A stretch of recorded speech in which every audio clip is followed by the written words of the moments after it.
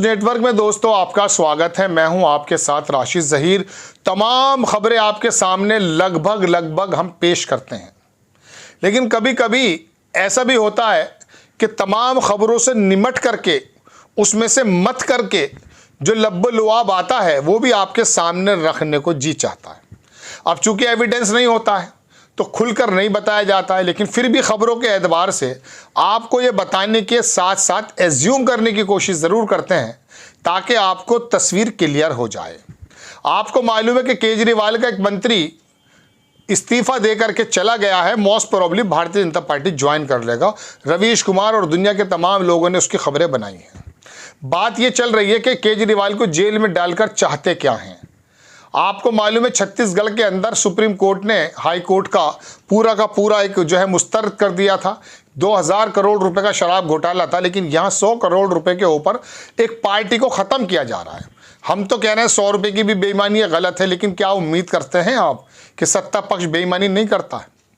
सत्ता पक्ष पैसे नहीं लेता है। इलेक्टोरल बॉन्ड जो है, जिसे आज़ादी के बाद का सबसे बड़ा बताया जा रहा कि सबसे बड़ा स्कैम है, इसी के बारे में थोड़ी सी इन्वेस्टिगेशन कर ले ईडी अगर इसी बारे में इन्वेस्टिगेट कर लेगी या जो भी संबंधित संस्थाएं हैं, तो पता चल जाएगा कि दरअसल ये 5, 7, 10 हज़ार करोड़ रुपया नहीं लिया है। इसके बदले में जो लाखों करोड़ रुपए का कारोबार दिया गया है उन ठेकेदारों को, उन बड़ी बड़ी कंपनीज को, जिसने आपका और मेरा पैसा गबन कर लिया है। पुल बनाने के नाम पर जो लाखों करोड़ रुपया खर्च किया गया और उसके अंदर जो कमीशन का दौर चला है, ये कहाँ मालूम है आपको? लेकिन आपको केजरीवाल को पूरा तरह से दिखाई देगा कि इसने तो बेईमानी की है। एक अच्छा पत्रकार था, मुझे मिला, अभी नामांकन चल रहा था कहीं, वो बोला अरे आप केजरीवाल क्यों नहीं छोड़ रहा है मुख्यमंत्री पद? बिल्कुल सही बात है, लेकिन इतनी जल्दी दरोगा बन जाता है भारतीय जनता पार्टी का भक्त और वो ये सोचने लगता है कि दुनिया का सबसे बड़ा ईमानदार दरोगा मैं हूँ। बहरहाल ये तो आने वाला समय बताएगा कि जब इनके पीछे ईंट लेकर के पब्लिक दौड़ेगी और रोटियों से मोहताज हो जाएंगे। लेकिन मैं आता हूँ केजरीवाल की राजनीति पर। आपको मालूम है अब जो चुनाव चल रहा है, आप माने या ना माने, आपकी मर्जी का मुताबिक कैंडिडेट हो या ना हो, आपकी मर्जी के मुताबिक पार्टी हो ना हो, आपको वोट देना पड़ेगा, चूँकि इन लोगों ने ऑप्शन ही ख़त्म कर दिए हैं। भाई आप देखिए, या तो इंडिया गठबंधन को देने जा रहे हैं आप, या फिर एनडीए को देने जा रहे हैं। बताइए, तीसरा ऑप्शन आपके पास है? मायावती हैं, उधर ममता बनर्जी हैं, लेकिन आपको मालूम है ये लोग भी कहाँ कहाँ जाके मिल जाएंगे। तो आपके पास ऑप्शन ही नहीं छोड़ा है। मैं देख रहा था कि कुछ लोगों के सामने, उत्तर प्रदेश की मेरठ जगह है, वहाँ पर मुस्लिमों के सामने कोई ऑप्शन ही नहीं है। आपको गठबंधन के लिए वोट देना ही पड़ेगा। और चलिए, लोकतंत्र के बचाने से के लिए मद्देनजर ये बेहतर भी हो सकता है, लेकिन जो लोग गठबंधन को वोट नहीं देना चाहते और मोदी जी को भी नहीं देना चाहते, उनके पास भी भारतीय जनता पार्टी के अलावा कोई चांस नहीं है।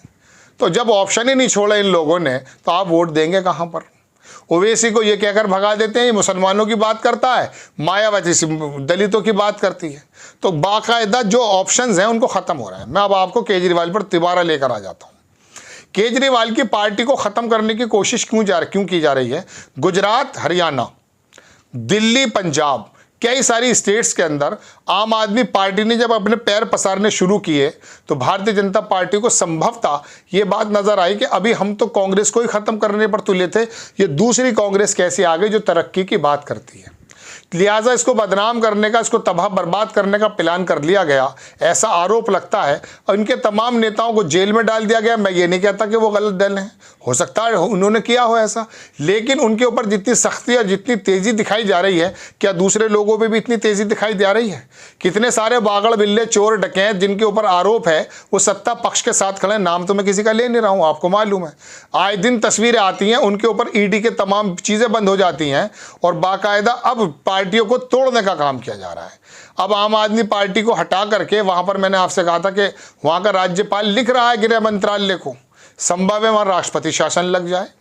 अब सरकारें कैसे ख़त्म की जाएं? कर्नाटक की हम कर चुके, गोवा की हम कर चुके, मध्य प्रदेश की हम कर चुके थे। चूंकि आपने और मैंने नाराज़ होना बंद कर दिया। आपको लगा यूं कि नहीं, राम का नाम लेकर आए हैं, सही काम कर रहे होंगे, लिहाजा जितनी सरकारें तोड़ रहे हैं ये सब रावण की सरकारें हैं, तो तोड़ने लगो। तो आप बिल्कुल आराम से बैठे, लेकिन ये गलत है, ये लोकतंत्र के खिलाफ है। ये पता जब चल जाएगा, जब ये ताकतें संकुचित होकर कुछ हाथों में आ जाएंगी, तो आपको फिर वो ध्रुव याठी याद आएगा जो आपको सचेत कर रहा था डेमोक्रेसी के बारे में। खैर, तो केजरीवाल की इस पार्टी को बर्बाद करने का जो प्लान किया गया, वो ऑप्शन ख़त्म करना है। चूंकि गुजरात में इसका 13% वोट हो गया था 3-4 से।